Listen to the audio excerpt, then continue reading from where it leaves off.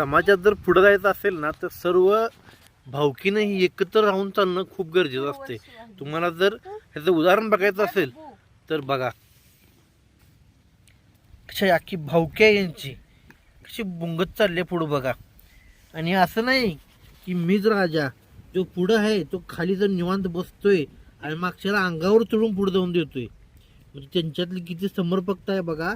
आता हा मागचा वाघ पुढे येणार, तिथे खाली येऊन थांबणार, दुसरा त्याच्या पुढे जाणार वरनं त्याच्यावरनं.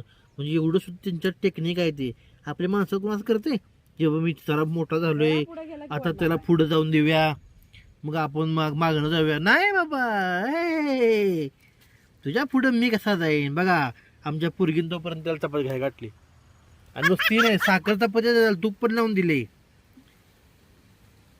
कसं ग करायचं रंबा तुझं.